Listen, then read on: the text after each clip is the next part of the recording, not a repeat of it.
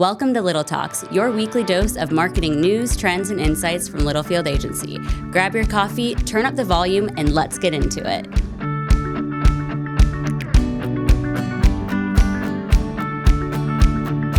Welcome back to another edition of Little Talks with Littlefield Agency. I am Sam Littlefield, and with me is... No Step Roop. No Step Roop. Roop, tell them the story. So before we tell them the story, Okay. we have Step Challenge this week. Yes.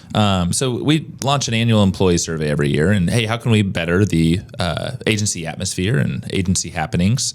And people really love Wellness Week, but how can we continue Wellness Week outside of Wellness Week? Yeah. So we're doing a spring and a fall Step Challenge, and we are on day 2 of our Step Challenge, and Roop, lament away. So I went to the gym last night, as I often do on Mondays. Love it. And did my hour on the treadmill. I'm thinking, man, these steps are going to be great. And then I remembered, I'm not wearing my watch because the battery died on it for some reason. So I have no record of my hour on the steps. And you guys are telling me the steps don't count now because I wasn't logged in. And why is that, Claude? That's because you have to log in at the end of the day to count all of your steps for that day And it's on really, the Step app. It's really cool. It's called Step Up. If you're watching video, I'm holding it up here. So yesterday I did just shy of 10,000. Today I'm at 1,000. I'm going to get a walk-in later, which would be nice. But to Claude's point, Julie Evans, that sweet, sweet lady, how many reminders did she give us to log into the Step She's app? actually sent out Yeah, or two emails on and the a bunch calendar. of And a bunch of Slack. Slacks. Yeah, and there's a calendar On the invite for calendar. it. And this so for the week so far at course. Littlefield Agency, we got Rocco's hit. No. Oh, Is that please like say it. 15,000 Say it. Okay, steps? yeah. So actually, Julie Evans did 15,000 yesterday. Rocco did 12,000. Roberts did 12,000. Sarah's over 10,000. Becca's over 10,000. Simmy's made a late night surge. Got to just shy of 10,000. Sammy, Chelsea, and Claudia. So we are in the top 10, Claude.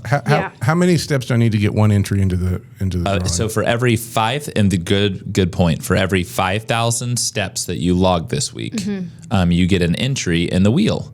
And you get a chance to spin for the wheel. It's a drawing where we get gift And cards. I think it's a things. $25 Amazon gift card is the winning thing this And there's week. actually 2 winners. And there's 2 winners. And we'll be announcing those winners at our happy hour on Friday. And we got a happy hour on So Friday. much What a great happening. week. I know, it's I'm awesome. going to try to win it with one entry. Yeah, and happy hour TBD. I think because it's supposed to be quite windy, we're not going to do Yeah. like an outdoor patio. Yeah, that's which why I is gave a what bunch I of was- No, I suggestions. thought your suggestions were good. So it's a great week ahead. We got Step Challenge. We got happy hour. We have Brandon's birthday on Thursday. Happy birthday! Woo! And we have Roopster and his mother's birthday on Sunday. I was my gift to my gift to my mama. I was born on her birthday. Roof. Yeah. What a great gift. Yeah. That was Also, really beautiful. she made That was Disagree. really, I was going to say, that's quite the gift. We have the Yeah. same birthday. 53 years ago. By the way, my basketball number in high school was 53. Oh, really? It is my lucky number. Okay, well. This is a lucky year for you. Why was it 50? Did you pick 53? Yeah, I don't know. I just always like 53. okay. Yeah, I know. And if I get a fortune cookie and it says 53, I keep it. Still waiting for that fortune. And then the last thing, again, it's a really fun week here. We have the Oklahoma State University Advertising Club is visiting the agency. Claude and I are going to see them on Thursday.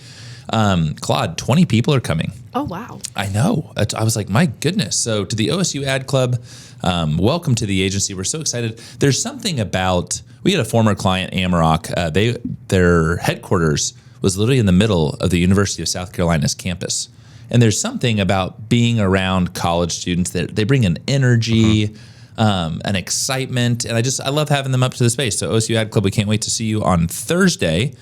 And we have a really nice week. Did you do anything for spring break? Did you work all last week? I worked. I was here all week. Yeah. What a hardworking employee. Yeah. Did you work all last week? Yeah, I did. And even on your birthday? Yep. Good gravy. I did not work Thursday and Friday. We noticed. It was really nice. I had a great time with Matt, and it was beautiful weather, as we know So here. nice. Yes, it was anywhere from the 70s to the 90s and sunny and gorgeous. And it was just, I don't know, man, I'm ready for summer. Bring it on. I just love this time of year. Okay, with that, we've got one topic for you.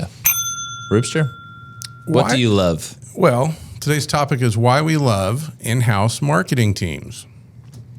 So let me... Okay. Well, that's what it says on the script. Usually it's like, why we love in-house marketing teams? It sounds The like reason you're we're gonna keep talking going. about this. Okay, so the reason we're talking about this is Do you want me to take over? you can take over, but we come up against this a lot. We do. In fact, a lot of the brands and businesses we work with have some form of an in-house marketing team. Yes, all of our companies that we work with do. And I think often people who have not worked with an agency before or with us before may wonder, what does that chemistry look like? How can that possibly work? Yeah, and one reason that we're talking about this is Leslie and I have multiple prospective conversations, and this will be going to our prospective clients. One of the objections that we get, and I don't even want to say, maybe objections is too harsh of a word, but hesitations maybe, is, oh, hey, we have a great in-house team. We got it covered. We don't need agency support. And to some people, that may be true, and that's great. Mm-hmm. We're gonna talk through a couple of examples. The pros of having an agency partner, strategic agency partner, in your back pocket for when your team is at capacity, bandwidth, all that fun stuff. But as we talk to prospective clients, and I would say, let's look at our current clients, Roop. We have some current clients that have a 4 or 5 person marketing department. Mm-hmm. We have some that are around 10. Mm-hmm. We have a newer one, Eisner Amper. They have 60, I think 68 or something. They have a huge group. They're a national and international tax advisory firm. And so whether you're 70, whether you're 2, it is always good to have an agency partner because, and let me give you an example.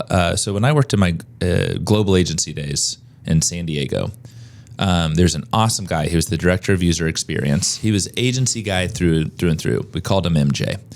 And MJ went to go work full-time for Toyota. And Garage Team Mazda. That's literally an in-house agency within Mazda, like huge in-house agency. And MJ quickly, I think 2 years later, got out of Toyota and went back to agency life because he was like, dude, it was awesome. I had an amazing team. But he goes, all we did was think about Toyota. Mm-hmm. That was his daily job. And for those that are listening to this, you're like, oh yeah, hey, I'm the in-house marketing team for X company, and I market said product, said service every day. And that's not a bad thing. But sometimes your creative juices need some enlightenment. You can get a little tunnel vision sometimes. Get a little tunnel vision. Yeah. And so, and let me give you an example. As we talk to prospective customers, it's that outside-in perspective. Hey, have you guys thought about this? And whether it's large level, huge, brand campaigns down to product-specific product launches, whatever it may be. Sometimes that outside-in perspective is great. And also, too, we look at the world that we're living in, and you are asked to do more with less. Mm-hmm. And that's becoming more and more of a theme with AI of, hey, you can do so much more with all these AI tools. Fantastic. Now do more work and make the company more money, right? Yeah. So anywho, let's talk just through a couple of these points here, Roop.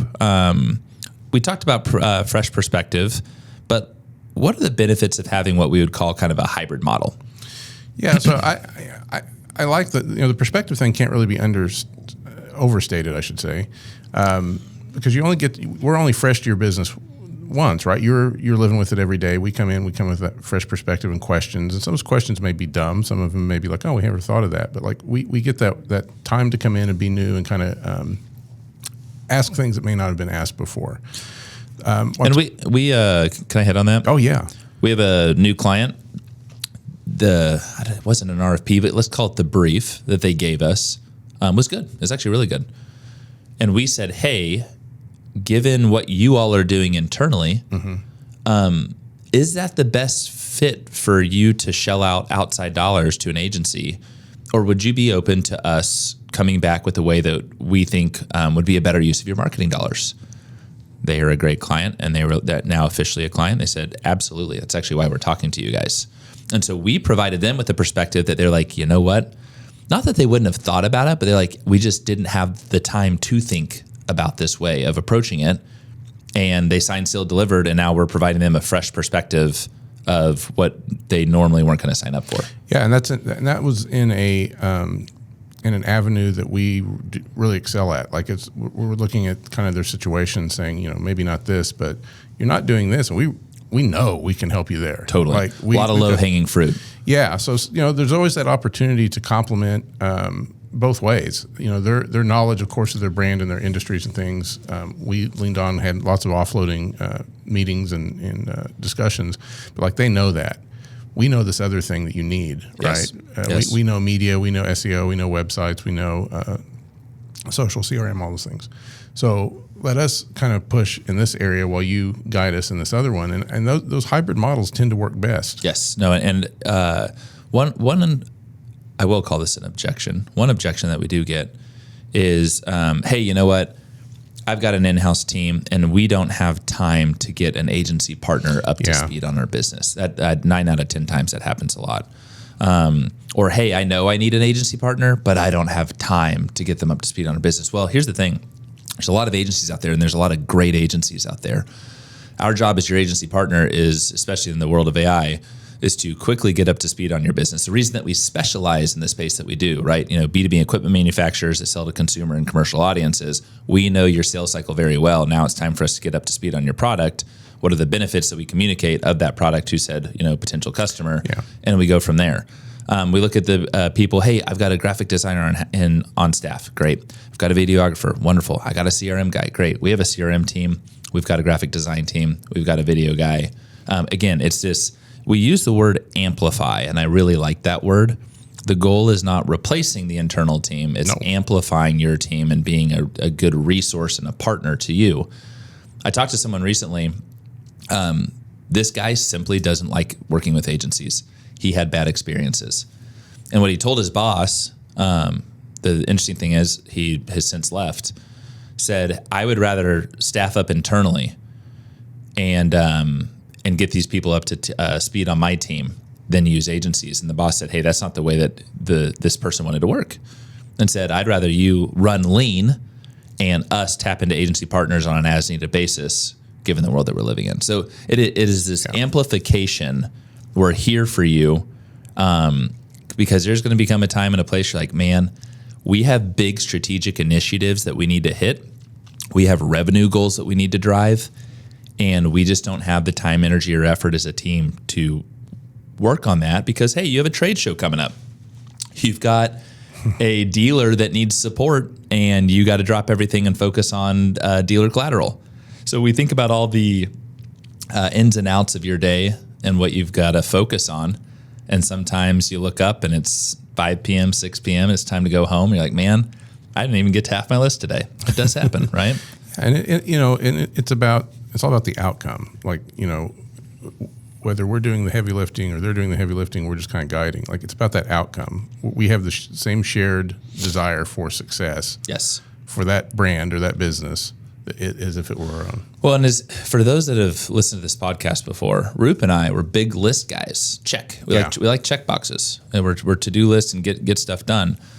As you're working with in-house teams, as you're working with agency partners, and we're guilty of this here as an agency, just operating as an advertising agency, is you're checking off things on the list, but what is the greater goal and objective? What are you going towards, right? Mm-hmm. And so, hey, we gotta crank on this brochure. That's great. That's sales collateral. We gotta crank on this trade show booth for a show that's coming up in 2 months. That's great. Those are prospective customers engaging in your booth space.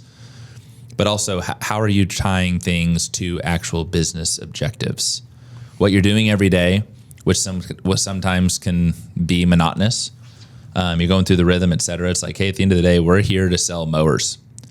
We're here to sell directional drills. We're here to sell garage doors. And we want to exponentially increase the way that we are selling said product and getting more visibility to your brand. And tying in those business objectives is a great reminder of what we're setting out to do every day, even if you're bogged down with a bunch of minutia. Yeah, and we want to measure it.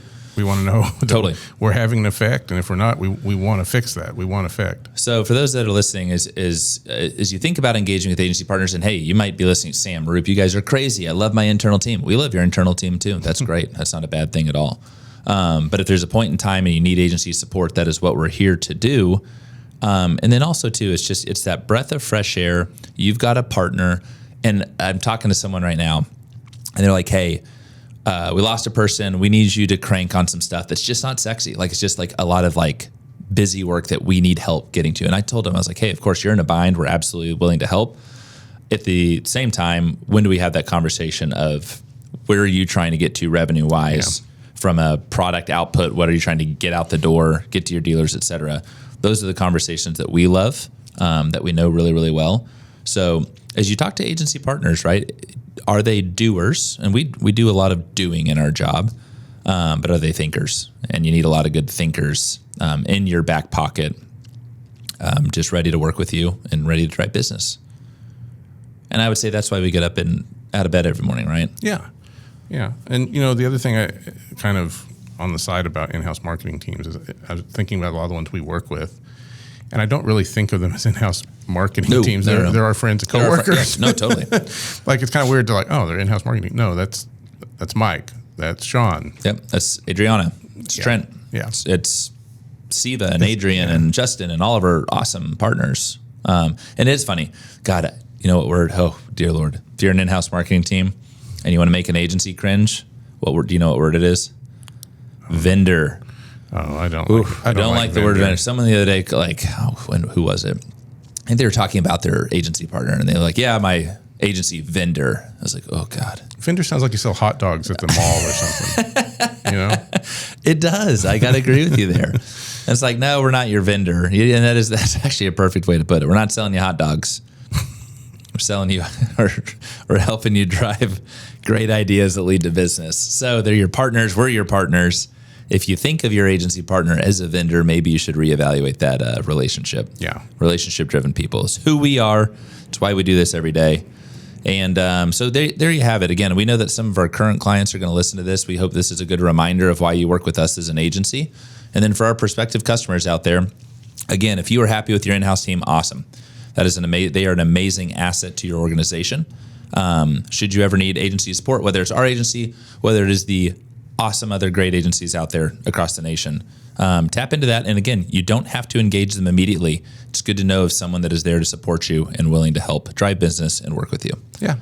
It's good to have a soundboard sometimes. So we've got, let's see, today is Tuesday. So Wednesday, Thursday, Friday, Saturday, Sunday. You got 5 days left at 52 years old. Tell our listeners, is there anything like the night before my birthday, I'm always like, man, like reflective, right? How was the year? Was it a good year? I don't really think about it. Is that just the same thing? Claude, do you think about this? Did you think about it last Wednesday? Like, hey, how was the 25th year of your life? It was awesome. Damn right.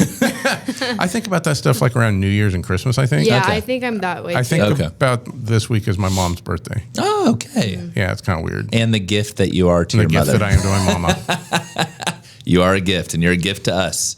Happy birthday, mama. Happy birthday, Mama Roop. How old's your mom? Is that I don't know. We don't know. I don't think I'm supposed to say. Okay, if I did. she's probably like 58. Just kidding, she's not.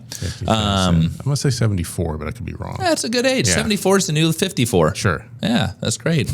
Give me a year ahead. Nice. Well, happy birthday, Roop. Happy birthday, Brandon. To those that are listening, if it is your spring break week, have a wonderful spring break. Be safe, be healthy, be well, and we will catch you next week. Roop, Claude, thank you as always. You betcha. All right, bye, y'all. Adios. And that's a wrap. We hope you found a spark of inspiration for your marketing strategy. Don't forget to subscribe and follow us at Littlefield Agency to keep the conversation going. Catch you next time.